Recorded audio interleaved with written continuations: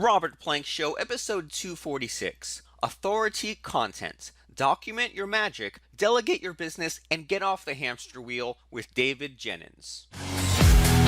Hey everyone, and welcome back to the program. Our guest today is David Jenyns, and David's entrepreneurial journey begins back in his early 20s when he sold Australia's most loved sporting ground, the Melbourne Cricket Ground. Since then, his business experience spans from developing and branching retail stores to founding one of Australia's most trusted digital agencies, Melbourne SEO and Video. He's an Amazon bestseller, he's a lover of processes and procedures, and the founder of SystemHub, and he's recognized as a high-achieving entrepreneur, and you'll find many of David's keynote presentations on YouTube, including TEDx, WordCamp, and ProBlogger. Awesome stuff. Welcome to the show, David. Thanks for the introduction, Robert. I'm very happy to be here. I'm happy that you're here, and so just right off the bat, reading your bio, you sold the cricket stadium, or the cricket ground. Can you tell us about that story and what the heck happened there? Yeah, I was actually reading a book called The 1 Minute Millionaire, and it talked about this guy in the States that sold the Brooklyn Bridge. His name was Paul Hartunian. Oh, yeah. And it was sort of back, I think it was in late 90s. They were doing some renovations on the Brooklyn Bridge, and he got his hands on a whole bunch of the discarded wood, chopped it up into pieces, and sold it off as memorabilia. And then I just read that idea or that story, and then was driving past Melbourne Cricket Ground here in Melbourne, Australia. And for those who don't know, we're obsessed with sport over here. And the Melbourne Cricket Ground is almost like a religious icon. So it's everybody knows it, on everybody's lips. And I was driving past. They were doing some renovations on one of the stands, and they have really recognizable green wooden seating, or they used to. And in the renovations, they were getting rid of all of this wood. So I went to the wreckers, got my hands on that wood, chopped it up into little pieces, modelled off what Paul Hartunian had done, contacted the media and let them know that a Melbourne man was selling me MCG for $19.95. And the rest was history. I became the man of the moment and was on TV, radio, newspapers, magazines, doing interviews. And that was kind of my first foray into the entrepreneurial world. That was kind of my big break, and that was back when I was just out of school. I was about 20, 21, and that kind of launched me on my journey to be an entrepreneur. Awesome. And what's cool about that is that you didn't, you sort of blazed the trail where you were at, but you didn't have to completely blaze the trail because you found this already existing story, this already proven way of making money, and you just sort of tweaked it to your own kind of situation there. And so I think that's what sort of goes through my head as you were explaining that story is that there's always all these marketing lessons all around us, and I think that a lot of people, at least that I come across, I'm not sure about you, David, but sometimes I'll kind of talk about some random stuff, or I'll kind of just, read like non-business or non-marketing books, or just kind of get myself out there and, just check out something random and then get some little marketing nugget or get some idea that I wouldn't have gotten if I just kind of stayed in my own space. And so that's sort of what I'm hearing from listening to that story, that you kind of just picked up on something else that was successful and then adapted it towards what was right there in front of you. I feel like that's the way that I approach a lot of things in business, especially if it's something that I'm not familiar with, or it's something that I'm learning about, just getting started about. I find someone in that space who's already doing really well at what it is that I want to do, and then you try and emulate that and model that. But probably the most important thing that a lot of people miss is that the bit of then making it your own. You don't want to just completely copy and follow someone's method. The reason for customizing it and tweaking it and then making it your own is because then you end up owning the success or the failure of it as well. So it's like a really important step, but it's a great way to get started, and looking for those sorts of breakthroughs in different industries from where you operate and then bring them back to your industry is also another really great way to innovate, because some people have done some really great thinking in other spaces, and then you bring that into your industry, and then your competition, they just haven't seen that before. So it's a really great way to innovate. Yeah, and I see it all the time, and that's like some of us, and I'm sure you've seen this, where like we take some of the marketing things that we take for granted, like retargeting or an autoresponder, and then go and apply it to some other niche, or even like I guess a lot of the the innovations we had with membership sites, like trial payments or like rebilling or things like that, came from the porn industry. And so it's like, if it's working in one kind of thing, take it, and like you said, don't copy it exactly, role model it, make it your own, and that way you're sort of taking that risk that if it doesn't work, then it's on you, but you can figure out what you did wrong. And if it does work, then guess what? Because you kind of took that risk and made it your own, now you have total ownership of that. And so you sold the Melbourne Cricket Ground, and then what happened in your journey? Like, what was the next thing that kind of the next big life event there? Yeah, I just got out of school around that time and I was wanting to make as much money as I could. So I thought I'd go where the money was and I wanted to learn about the stock market. So I took out a really big loan, or at least it was big for me at the time, 5,000, because I'd just come out of school and didn't have any money. And I did one of those weekend learn how to trade the stock market courses. You'll be a Warren Buffett by Monday morning.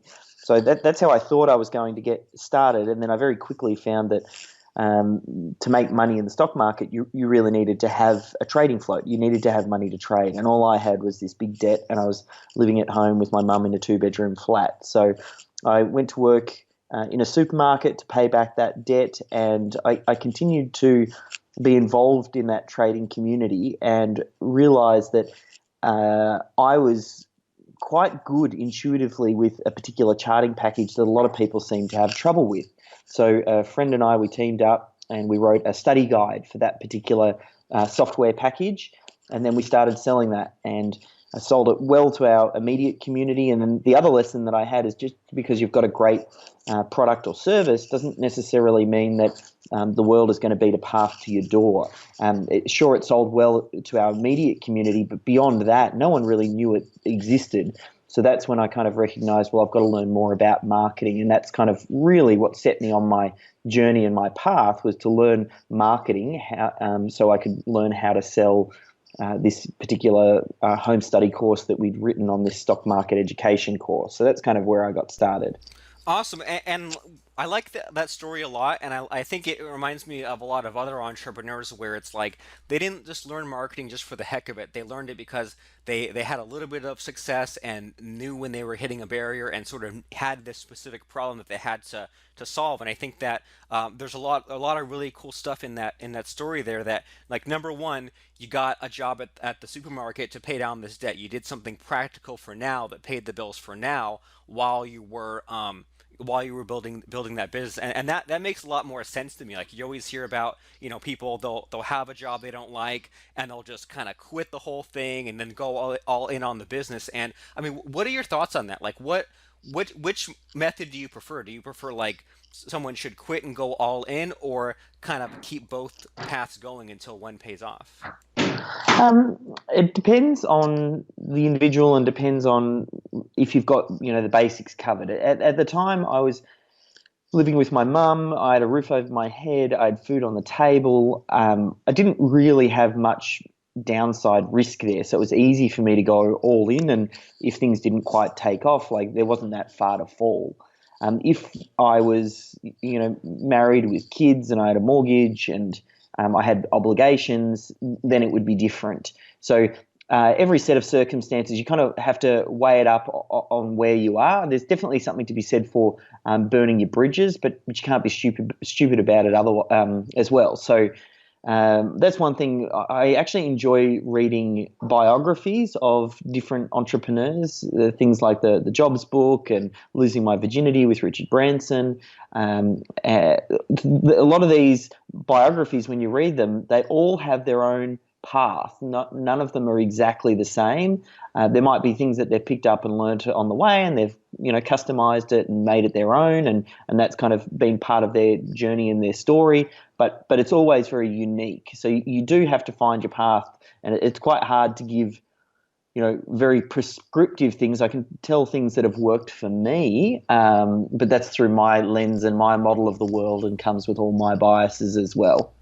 Right. I mean, and fair enough. So everyone needs to choose their own path, basically, Yeah, depending yeah, on your personality, where you are in life, your age, other commitments. So it's like, and that's really good to hear that. Like, we can't necessarily find someone we like and try to, like, ride their coattails or try to exactly copy it. We're all sort of on our own paths, and we kind of pick up what there is to to sort of pick up. And so you mentioned that, okay, so you had this initial success, and you sold the cricket ground, and you and your friend sold the study guide and all that kind of stuff. And so then you realized you had to learn marketing. And so what was kind of the next step for you there?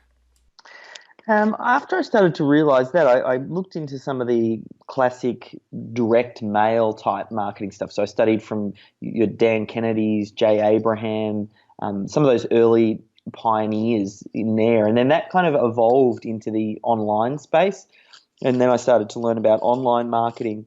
And some of the early people that I was looking at when I got started were like the Corey Rudel and Yannick Silva, some of those guys that have been around the traps for a very long time. And then I haven't defined, for me, an opportunity. I felt like, oh, yes, here's something that I could do really well, which was search engine optimization. There was that window for opportunity when search engine optimization was really easy, and it was you give an SEO $1 and it's like he was an alchemist. He could turn it into five. And I got really good at that space. And we started to dominate in a very competitive industry. Like the stock market education space is really competitive. And then we've had to evolve and adjust over time. Like there were actually some changes here in Australia with the Australian financial law, and my business partner headed in one direction and I headed in the other, because they required you to have a certain level of licensing to sell some of the products that we were selling. But I built up a pretty significant team at that point, a marketing team of SEO and graphics and video that we were using to market our different products and services. And then that's when we pivoted and started up a digital agency. And it started off with SEO, but in the digital landscape, you really do need to be able to quickly adjust and see what's happening. And we became really strong in web video, and I try and look for these opportunities where there are these windows of, hey, we've got a rising tide here, and you can jump on this particular thing. And whether it was SEO or video or Facebook advertising, in those early days, being a pioneer in those spaces, you can actually get some attention very cost effectively. So you start off getting attention, and then you deliver great content, and that's enough to get people to engage with you and your brand, no matter what it is that you're selling. And then if you do that long enough, over a period of time, they start to trust you, and then it becomes much easier to introduce products and services and things like that. So I take this mind frame. No matter how I'm looking to market something, it's about thinking about getting attention, and to do that, you have to think about, well, where is your target market actually hanging out, and where is the most cost-effective way for you to get your message in front of that audience, and something that's really easy for them to jump on board with, something that they want to find out more about, that they want to, not saying it directly, but they get into your funnel because it's something that they want to find out more about. They opt in, they give you their name and their email address, and then you can continue to engage with them. So now I see that's what we do as a digital agency, is identifying the most cost-effective places to get that initial message in front of the audience to get them into the funnel. And you know what? As you're explaining that, it's sort of it's making me think back to when you and your friend had the study guide about the charting package, where it's like there was some of those same ingredients there, just as far as like the rising tide and knowing what's going to be big, and finding that need and drilling down and becoming a specialist in this sort of area, and not being like a one size fits all, but saying like, okay, out of all these things that are happening, all these things that are new, where are people getting stuck? Let me get really good in one specific kind of area, and then sort of solve that problem, whether it's that specific charting package or it's web video or whatever. It seems like this is a pattern with sort of your thought process. Yeah, it's good to get that outside perspective. Sometimes when you're in the thick of it, and I look back across that entrepreneurial journey, it almost looks like it in the moment it felt linear, but looking back now, the different businesses I've been involved in, it looks quite non-linear. But the thought process, you're stuck in the thick of it, and you don't get that perspective. So it's good to get that outside perspective to get kind of the insights. That's one thing that I try and do now as a business owner and involved in different businesses. Every time I get into a new business now, it's like each previous business has taught me something, and I've come up with almost like a set of rules now that I look for, or that I have when moving into a new business, that increases the chance of me having success in that business. So making sure that the business has recurring revenue, making sure that I'm not dealing with big government agencies or schools that are very slow moving, making sure that the target market actually has money to spend on your products and services. And it's almost like, yeah, you pick up these different rules, and that then enables you, when you move into business, to actually start to identify what are the good opportunities and what are the ones worth following, and when does it make sense to pivot. Awesome, and I can completely relate to that. Just that when you're sort of in the moment, when you're dealing with the day-to-day stuff of trying to get some customers, or trying to like perform the service or run some ads or whatever, day to day it just kind of feels like the same stuff. But then you look back and you realize, oh, there was like a bigger picture here. There were some things that I did that didn't go so well, other things that I did right that I should kind of keep going. And even as you were listing out those sort of rules you have, they almost sound like common sense, but then it's like, well, like it sounds common sense in hindsight, but it's like a lot of us, I think, sort of get too drawn into, maybe we get too emotional about something, or we think like, oh well, this is going to be like this big huge payoff, even though we kind of let emotions take over. So that's really interesting to me that out of all these business adventures you've had, you sort of develop these kind of rules in your head, so that way you can make these better decisions. And so, so you have this SEO agency, and then one thing that you and I kind of talked about before we started rolling on this episode was that you have some sort of interesting case studies. And one company that I recognize that you worked with is called WP Elevation. So can you kind of tell us about that particular client, a particular case study, and then how you made their business super awesome? Yeah, so one thing I've been developing in all of these different businesses is a method I call authority content. And I used it and kind of stumbled into it in that stock market education niche way back when. And it's been evolved and chiseled away at each different business. And so the way that we ended up working with Troy Dean and Elevation was actually very early in the authority content. Like, I was applying it, but I didn't necessarily have a name for it yet. And he was speaking at a WordCamp event, and so was I, and they had a speaker's dinner, and I sat down next to him and we started talking. And I talked through this idea of taking content, like batch recording, capturing a whole lot of content in one sitting, and then taking that, chopping it up into little pieces and repurposing it. Now, we're kind of going back well over 6 years now. This is kind of early days before anyone was kind of really talking about this sort of repurposing and taking, splitting out the audio, getting something transcribed, giving the transcription to a ghostwriter, getting that turned into articles. And we talked about this idea with Troy, and then he ruminated on it for a while, and then did a presentation. I can't remember the exact name of the first presentation he did. It was around like 101 ways to improve your WordPress consulting business, or something to that effect. And he created this presentation and then chopped that up into little pieces. And the little pieces, became little 1 and 2 minute type videos that helped, just one of those. And then he turned them into blog posts and repurposed them. And it actually became the front end sort of driving of and converting leads into his business. And he ended up sticking on that one particular method for, like, I think it was well over a year. It would have been a couple of years that was pretty much his sole lead magnet, and just repurposing of that content. So he got some wins that way, and we kind of kept in touch. And as I started to develop this idea of authority content, and turn it into, because my mind is very systems driven, like that comes from my stock market education days. I always think about trading systems and how do you break things down into a process so it's replicatable. So I developed authority content further, and keeping in touch with Troy, we ended up running a 1 day masterclass for his WP elevation people. We did it here in Melbourne, where he ran a 1 day event,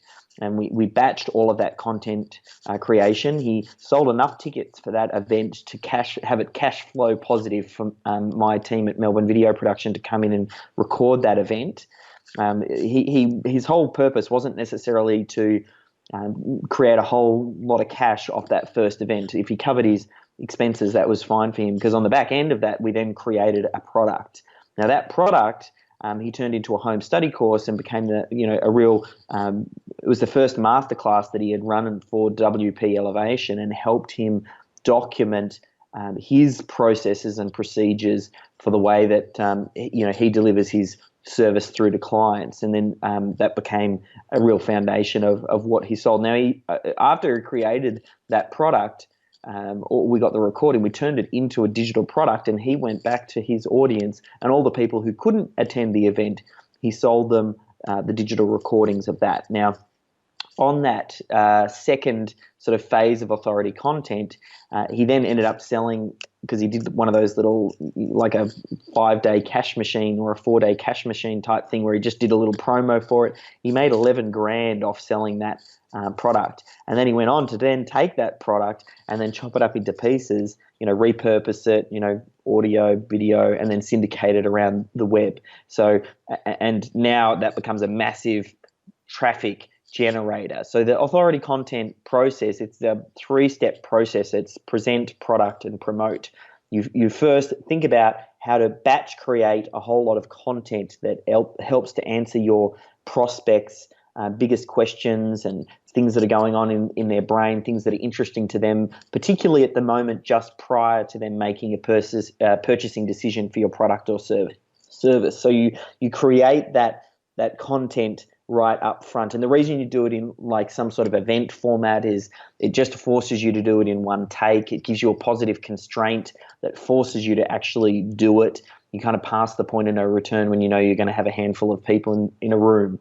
So that's kind of that step one. Then you move to step two, is then you might turn that into some product that you sell, or maybe it becomes an upsell or a downsell, a cross-sell for people who either want to work with you or aren't quite sure, and really puts a value on that information that you're putting together. And then the final stage is then to take that, chop it up into little pieces, and the promote stage is then we repurpose the heck out of it, and 1 day's worth of content can very quickly turn into 160, 200 pieces of content that could then be dripped out over a period of 3 or 6 months. Not only that, the entire process beyond the presentation component can be systemized, and that's what we've done, where once an event is run, the actual chopping up and syndication actually can happen hands-off from the business owner. So for the competition looking at this business, they go, how the heck are they creating so much content and doing it so consistently when most business owners struggle to get one blog post out a month? You can be putting out a few content pieces a week and do it consistently over a period of time. That's the way to really dominate in content marketing, where most people struggle. And that's really what authority content is about. And it breaks down that process into very step-by-step actionable steps. Awesome. I mean, there's a lot of good stuff in there. And what I like the best about the way that you've laid out that whole system, where if they present this content at a live event, and then, as you said, they can hand it off and have someone else chop it up. It's like that content that gets marketed, that stuff that gets chopped up, is in that business owner's real voice. It's not just something where Yeah. they like bought some articles or hired some ghostwriter. It's like saying the stuff that they actually said. It's in their voice. It sounds like them. It matches up with their own marketing and their own products and stuff like that. So I mean, and pretty cool stuff. And I like also that it's part of a live event. And I mean, can you maybe talk about that a little bit? That just Yep. there's something, I don't even know what it is, and I'm sure you do. Just like there's something about like presenting something live, whether it's on a webinar or on stage. Like for whatever reason, it's like you're more like energized, or your content is somehow better. So I mean, why is that, do you think? Yeah, so there's A few things there. For running the live event, there's actually quite a lot of unintended, or you don't necessarily recognize the benefits that you get from doing it until you've done it. Because you can be capturing testimonials on the day. You'll be getting photos of you up there, which helps with your positioning. If you're if you're educating, you're automatically seen as an authority. So the type of content that we're creating is that authoritative positioning. And as you mentioned, it retains the voice. That's one big thing we found with our digital marketing agency. The further that the content creation got from the business owner, it lost the voice. And you see this all the time where people are getting low quality articles written off in countries where English isn't their first language, and it just doesn't mesh. Sure, someone might come across it, but it actually probably does more harm than good, because it's a bit of an embarrassment if anybody actually does read it. Whereas this particular method, it really maintains that. And when you're up there presenting, it's most people, a lot of people, they say, will fear public speaking more than they do death. And for that reason,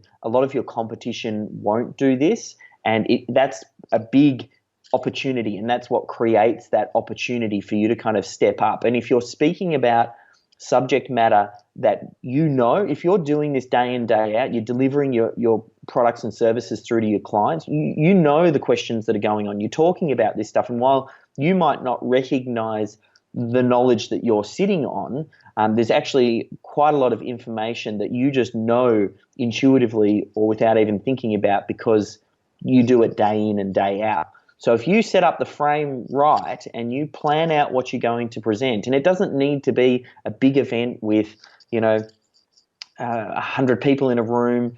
It could be literally 5 or 10 people. It could be your staff. You could do a staff training day. And it doesn't need to be like a traditional workshop in the sense that everybody's sitting down, in lined rows with notepads. It could be like the cosmetic surgeon that we worked with here in Melbourne, where it was in the doctor's studio. They were sitting on one of the chairs. They had a little PowerPoint up, and they were talking about, what are some of the considerations for cosmetic surgery? What are some of the risks, and what do you need to be thinking about? So that presenting through to an audience really actually causes you to rise up, because you're I don't know exactly what happens, but there is a different sort of energy when you're presenting to someone. I've seen it time and time again where I'm trying to do a webinar with someone, and it's just you talking to the webinar, or because we've got a video production company, I have people who come into our studio, book out a studio for half a day, and it's just them and the camera, and they're trying to do talking head, and they'll spend a whole day to create 2 videos because they're trying to get it just right. And it's very different when you're doing it in front of the audience, and then it's that different energy. Out of a full day, you might get 30 or 40 videos. And you just roll with it because you're in the moment. So it's something that you can't really articulate until you experience it. And once you do, you just have that light bulb moment, and you get it. And now for me, that's probably one of the best ways that I try and create content. Awesome, and as you're describing that, it sounds to me like if you're on camera, or you're actually helping people, like you said, even if it's just like a few staff members, it's like you're in like performer mode. And then it also makes me think back to like sometimes on TV and things like that, they'll do like an interview of someone, and they'll cut out the questions. So it's just like you Yep. have this person answering things, and you can tell it's very clear like what the question was and what they're answering, but it's like they're more lit up or something. They're more awake because they're answering these questions. So I mean that makes a lot of sense. And then so far we've talked about melbourneseoservices.com and authoritycontent.com. Before we wind down and send people someplace, I'm really curious about this other company you've created called SystemHub.com. So in these last few minutes, can you kind of tell us what SystemHub is all about? Yeah. So how at the start I was talking about some of these big breakthroughs that I have every time I start a new business. And when I find a competitive advantage, I actually make it part of the way that we do business. So for example, okay, I identified SEO as an opportunity. Okay, well, let's build a company around SEO, because then it forces me to get really good at that. And then we dominate it in that space. Okay, now I recognize that video was a competitive advantage for us because most people wouldn't get behind it, get in front of a camera and make that type of content. And I knew now, seeing where things were going online, that you needed to have content to have an SEO strategy. So it kind of went hand in hand. So we set up a video production company. Now, most recently, my biggest breakthrough is around systems and processes. I realized, and this comes from my stock market education days, that every business really is just built on a collection of systems and processes, whether they're documented or not. There is just a way that you do what you do. And if you can document that process and start to plug people behind you and be able to delegate certain tasks and responsibilities in your business to other team members, that's actually the way to get off the hamster wheel. As the business owner, we start a business thinking, I'm going to start a business because it'll give me freedom and I'll be able to, build up a business that works without me. But the reality for most business owners, they find that they're just working harder than ever. They're doing, 60, 70, 80-hour weeks, just because they're stuck on this hamster wheel, doing. And for me, I found the breakthrough to get off that hamster wheel, and it's kind of intuitive. You go, well, I can't do it all myself. I'm going to need other team members to help me out. And so people have that breakthrough and they think, oh, yeah, well, I'm just going to go hire more staff. And anyone who's done that then really quickly recognizes that sometimes just hiring more staff, all it does is create more problems, because now you've got more fires to put out as you're fixing their problems. So that the step actually that has to happen before that or around that same time is you need to start to document the way that you do what it is that you do, those systems and those processes, because with that in place, then when you hire staff, they know how to deliver to a certain standard, and you can have the confidence that you're delivering consistent results and consistent value through to your clients. And once you do that is actually the secret, the step to remove yourself from the day-to-day operations of running your business, and actually gives you the space to start to do what Michael Gerber, the author of the E-Myth, talked about, which is working on your business rather than in your business. And for me, I had that light globe moment. This was going back probably about 4 or 5 years ago when we went all in on systems. And now I just view business as a collection of systems. And if anything ever goes wrong in business, it's not the fault of the person. It is the fault of a system. Okay, maybe you've got an average team member. Okay, well, that means that you have a bad recruiting process. Okay, you have a client who's not paying their invoice. Okay, that means you have a bad process for the way that you're following up debtors. You have clients expecting too much when they start working with you. Okay, you have a bad client onboarding process that outlines the expectations of what they can expect. So now I always look at business and problems that are going on as just problems with systems that can then be solved with systems. And this is the same across the board with every single business under the sun. So we decided to build a business around systems and processes as a way for me to get world class at systems and processes. So we developed a software as a service company, and we built a software platform that houses businesses' standard operating procedures in the cloud. It's called SystemHub. And really, Authority Content, which is the book that I wrote, is just one of our systems. One system, that's our marketing system. That's the way that we generate a whole lot of leads and help to pre-sell them and convert them. So by the time they chat with a salesperson, they're ready to actually go. So, but you need to have those types of systems and processes in every part of your business. You should have systems and processes around your accounting practices. You should have systems and processes around your HR practices. You should have systems and processes around just the way that you handle technology. So there's a lot of different things, and that's really the new direction that I'm heading in, and it's actually become my focus because I built up Melbourne SEO and Melbourne Video to be systems-run businesses. So they now run without me, and it enabled me to free me up to work on this, which is a bit more of a passion project, and I'm working on this business while my other businesses are running themselves. So that's kind of like my center focus at the moment.